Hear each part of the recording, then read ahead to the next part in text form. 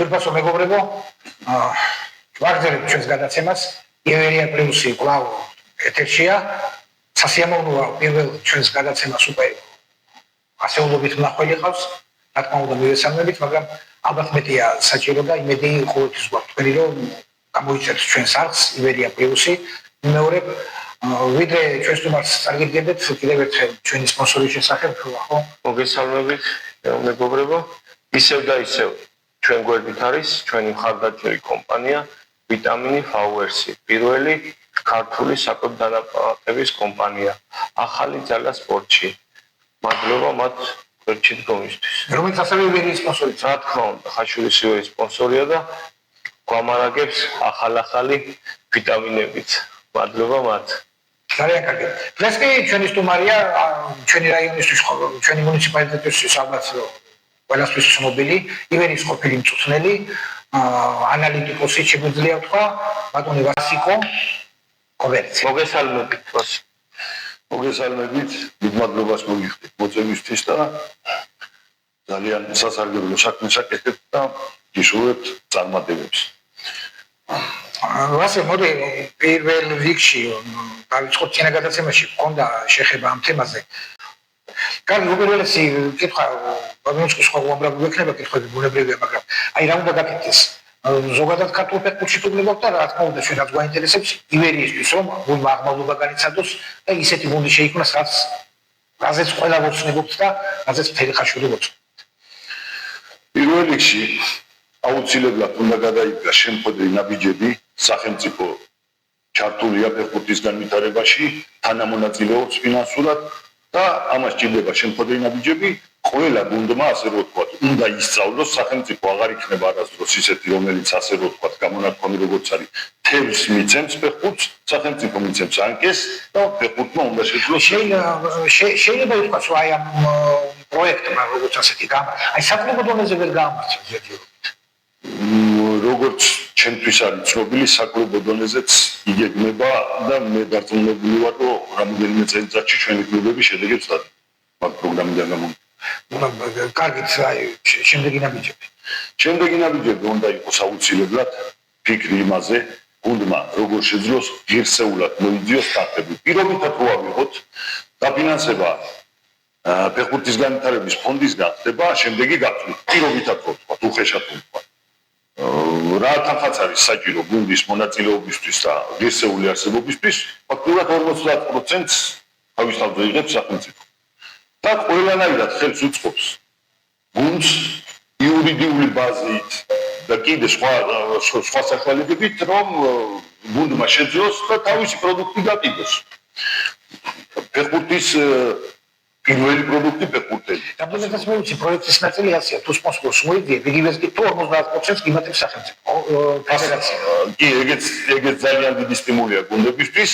კონკრეტულად მიზადებს გარკვეულ შედეგს, გარკვეულ ინვესტირებას ღირსეულად მოიზიდავს, კიდე იმაში თანამონაწილეობას, ანუ დამატებით თანხას აძლევს სახელმწიფო. დამატებით თანხას. გარდა ამისა, სახელმწიფო აკეთებს იმას, რომ რაც შეუძლებელი იყო დაუშვათ 10-15 წლის წინ მრავალმილიონიან პროექტებს ინფრასტრუქტურულს და ფაქტიურად რაც შეიძლება რომ გააკეთოს სახელმწიფომ, სრულად არის ჩართული ამ საკითხში. რა არის ამისთვის საჭირო? პირველ რიგში არის საჭირო იმისთვის, რომ გუნდს გარკვეული სახით იურიდიულად უნდა მიეცეს დამოუკიდებელი მოქმედების, დამოუკიდებელი გადაწყვეტილებების უფლება. ეს გულისხმობს რას? გუნდი უნდა გახდეს საფეხბურთო კლუბი, სავარაუდოდ. როგორც სხვა ქალაქების პრაქტიკა და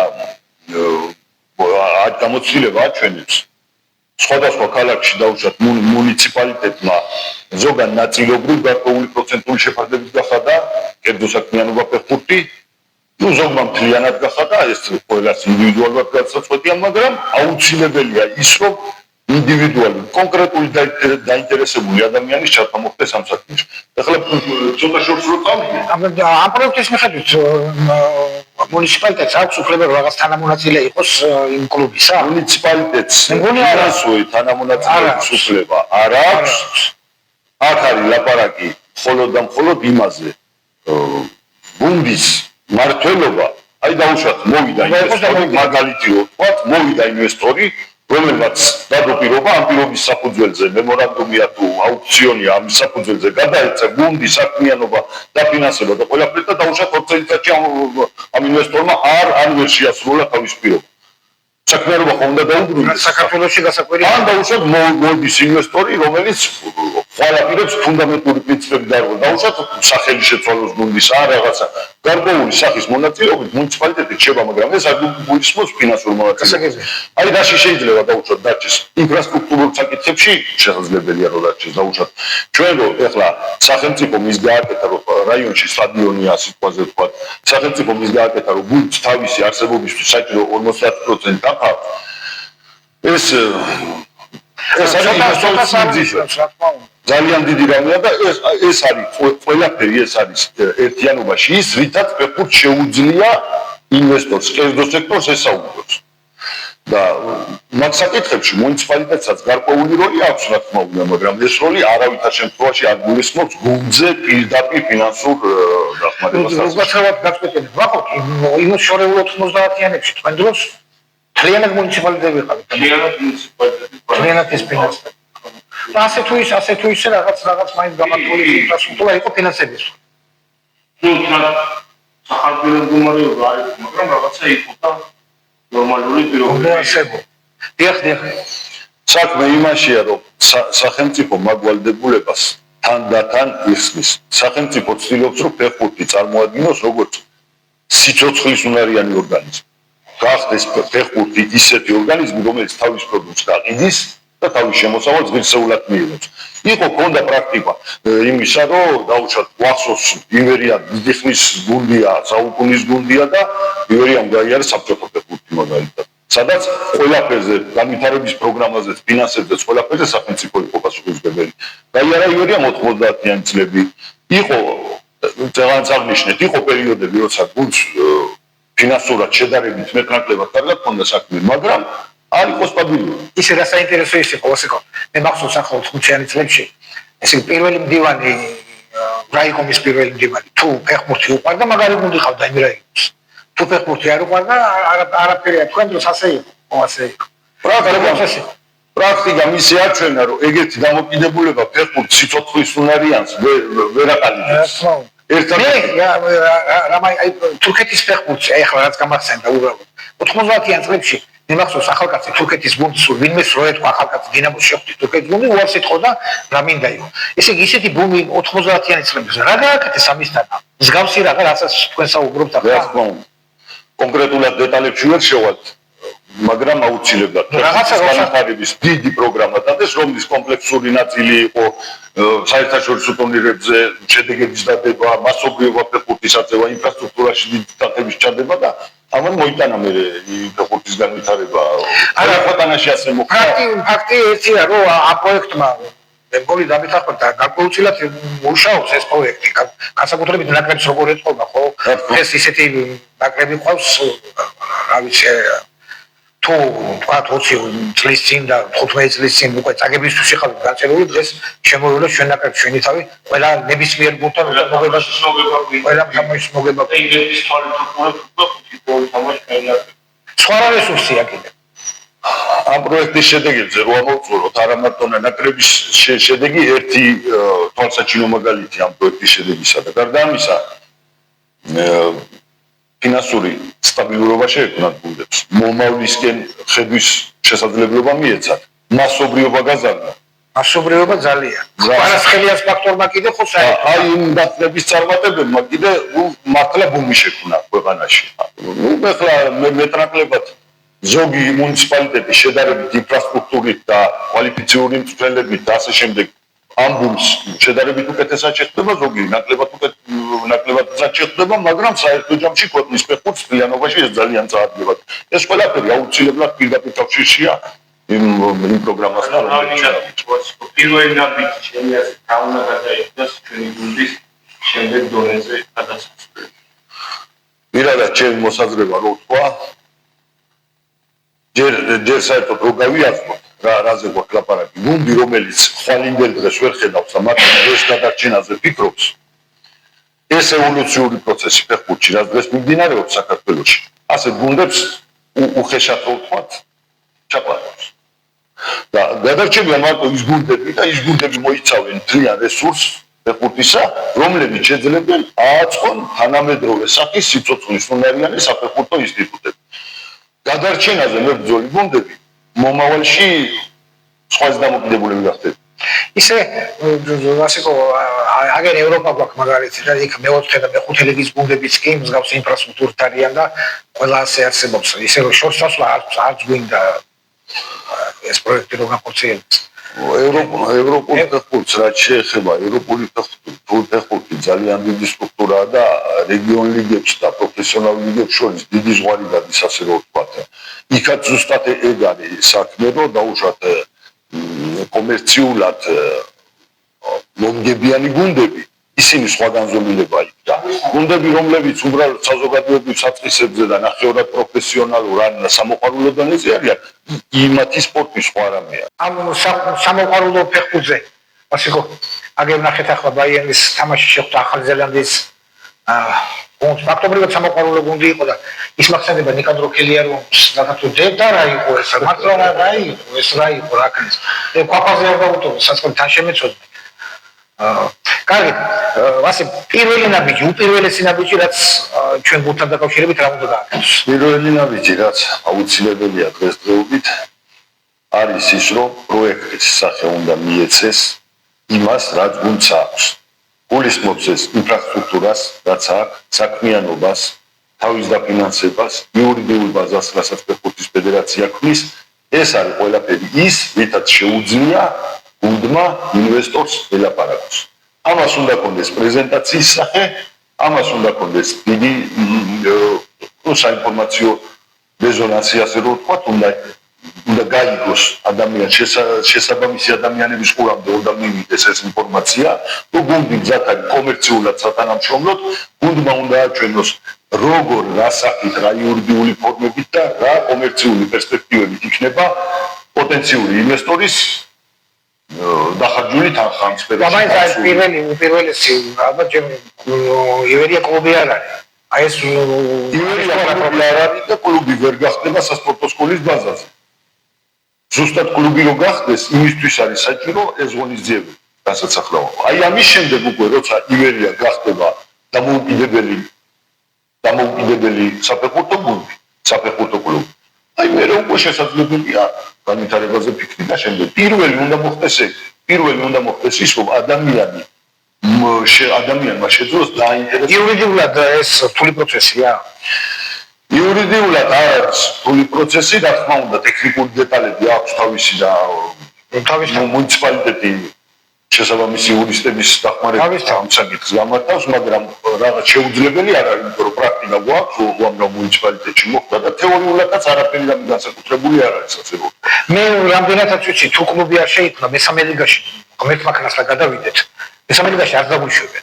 რამდენადაც შემთხვევით ცნობილია. რა თქმა უნდა, მესამე ლიგიდან ზემოთ უკვე პროფესიული. ახლა ჩვენი მეოთხე ლიგა ითვლება ასე ნახევრად პროფესიონალი. რა თქმა უნდა. მესამე ლიგა უკვე პროფესიონალი. მესამე ლიგა უკვე პროფესიონალური და შესაბამისად გულისხმობს მონაწილე კლუბის ლიცენზირებას. ეს ლიცენზირება არის საკმაოდ შრომატევადი და მრავალმხრივი სამუშაოა. გულისხმობს გუნდშემადგენლობებს, გულისხმობს მრავალ საშტატო ერთეულს, რომელიც გუნდის ფუნქციონირებისთვის აუცილებელია. აკადემიასაც რა თქმა უნდა, ასაკობრივ გუნდებს გუნდშემადგენლობებში გულისხმობს და საქმე იმაშია, რომ გადასვლის შემთხვევაში ასეთ საკითხებზე თუ წინასწარ არ იფიქრება, ეს წინასწარ არ მოამზადე. ანუ დროც არ გექნება უბრალოდ, რომ აი გადახვალ ლიგაში და ფაქტობრივად შეიძლება არ დაგიშვა მაგის გამო.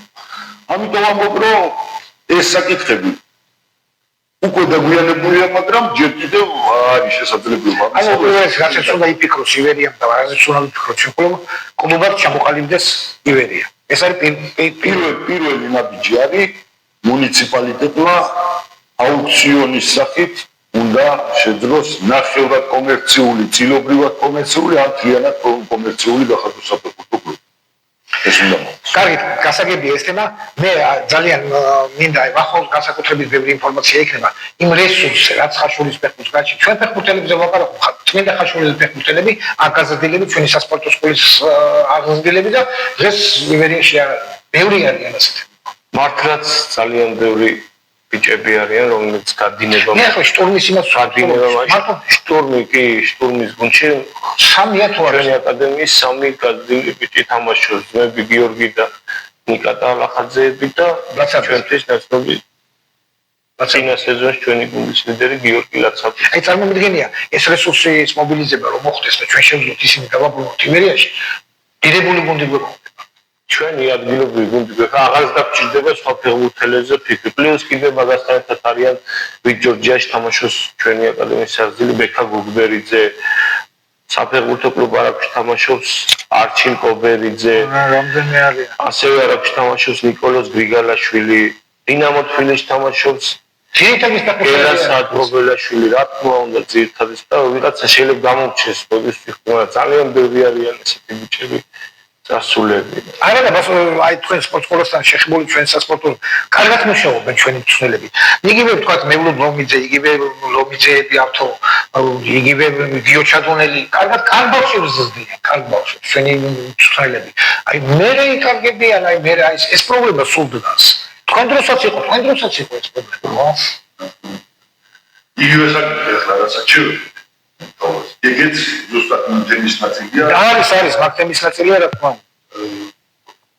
აბსოლუტურად დაუცველია არაბატო იმისგან. იურიდიული ბაზა ძალიანად მოსაწესრიგებელი. რა თქმა უნდა, ამაში სადგივა ის კი არა გვაქვს, რომ საფიქრალი რომ ეს ფეხბურთელები როგორ მიაკ დავაბრუნოთ. აი ეს ფეხბურთელები მასიურად აქედან მიდიან პირველ რიგში. რა თქმა უნდა, რა თქმა უნდა. რაღაც აი მათ საშუალებები ყველაფერი სიკეთესთან წყალებში სიკეთესთან ერთად უბედურება ისე რომ მიდიან ფინანსურ საგებელს ვერც სასპორტო სკოლა ნახულობს ბუნებრივი ივერია ვერ ნახულობს არაფერი მიდიან წაიყვანს თვითონ არაფერი თქვათ დინამო იგივე თქვათ ლოკომოტივი თქვათ ნებისმიერი წაიყვანს უხეშად რო თქვათ რესურსების გაფანტვა რა თქმა უნდა მაგ საკითხის მოგვარებაც პირდაპირ გულისხმობს იმას რომ ივერია უნდა იყოს საფეხბურთო კლუბი და იდეაში და პერსპექტივაში საფეხბურთო სკოლა უნდა გახდეს ნახევრად კომერციული ან მთლიანად კომერციული ანუ აკადემია უნდა იმიტომ დაუშვათ რომ საფეხბურთო აკადემიები კომპლექსური სასპორტო სკოლები არა რომლებიც არის თუნდაც სახელმწიფო მაგრამ სპეციალიზირებული საფეხბურთო სკოლა ან აკადემია ფეხბურთის განვითარების ფონდი საკმაოდ πολλას ორგანოებში ხდის ან ისინი დადიან ასე რომ ვთქვათ კლასიფიკაციას გადიან გარკვეული ვინც რატომ საკმაოდ ყოფილებს იმის შესაბამის დამატებით დაფინანსებას და კიდევ სხვა ჩვენ საფეხბურთო სკოლასაც შეეხვევი დაფინანსება და ჩვენც მივიღებდა მაგრამ საფეხბურთო სკოლა რომ იყოს კიდევ უფრო მეტი დაფინანსება იქნება რა თქმა უნდა მაგ რეკომენდაციას რაც შეეხება UEFA ყოველთვის მუშაობს ასე ჯერ არის რეკომენდაცია მე ხდება მოთხოვნა უკვე დიდი ხანია რეკომენდაცია UEFA-ს მაგ საკითხზე რომ ფეხბურთი ნელა უნდა გამოიყოს კომპლექსურ სისტემებს უნდა გამოიყოს და ცალკე სტრუქტურას შემოხატოს. დიდი მადლობა საუბრისათვის. და ბოლო თამაში მინდა რომ ახო აი შენი აზრი თქვა. მოვიგეთ ერთი ცნობილი მაგრამ მოდი ვაღიაროთ რომ ვაჯობეს. შუა ცენტრში მაინც ძალიან თავარი შედეგი არის თავარი შემოგობი გუშინ მართლაც ძალიან მნიშვნელოვანი სამი ქულა ავიღეთ და ეს იმას ნიშნავს რომ ჩვენი გუნდი ისე ბრძოლაშია და აკროში მეოთხე ადგილი პირველად ლიდერი შეიცვალა გუშინ პური ჩატარდა გურია ნიჩი ითამაშა თუ ლანჩხუთის გურიამ ფრედი თამაშა გაგრასთან და მარნეული სალგეთი გალიდერდა 28 ქულა გურია 27 25 იბერია და 24 ივერია ძალიან ახლოსა ვართ ლიდერებთან და აუ იმედის თვალით უყურებთ მეორე წრე ეს თამაში დარჩა 24 იუნის ფოთის რატო მოხდა ასე ორი ტური გადავიდა მეორე წრეში გადადის და იმედის თვალით უყურებთ მეორე წელს, იმედი გუნდს აუცილებლად ჭირდება გაძლიერება. ამ ბიჭები, ეს ბიჭები მთელი სეზონი შეუცვლელად თამაშობენ და აუცილებლად ჭირდება სათანადო ფეხბურთელების მოძიება და მოყვანა ამ ყველაფრისთვის ისე და ისე ფინანსი. კარგი, შემდეგ თამაში თქვა 24-ში გვაქვს. 24 იunis ფოთში კოლხეთი 2-თან. რა გუნდია ვიცით? კოლხეთი 2 აუთსაიდერებშია, მაგრამ ეს იმას არ ნიშნავს, რომ არ მობილიზება გჭირდება. მაგის სამი ქულა იქნება პირველი წლის ღირსეულად დასრულება მაგის სამი. პირველი წლის ღირსეული კი არა, ძალიან მაგარი შედეგი იქნება, მან გამარჯვებით დასრულება. ვერც შეეცნებოდით ისეთ შედეგი იქნება. კარგი, დიდი მადლობა კიდევ ერთხელ, მოსკო. წარმატება ივერიას. ემშვიდობებით ჩვენ მომავალ აუცილებლად კვლავ შევხვდებით ერთმანეთს და კიდევ ერთი თხოვნა. მოგწერეთ ვისთან გსურთ შეხვედრა. რაც თავარია, გამოიწერეთ ჩვენი არხი. ივერია პლუს. ვიტამინი ჰაუეს ისე და ისე ჩვენი ხარდამჭერი კომპანია, ძალიან მაგარი ხალხი გვერდში უდგას ჩვენ ივერიას და ჩვენ გადაცემას. მადლობა და მომავალ შეხვედრაზე.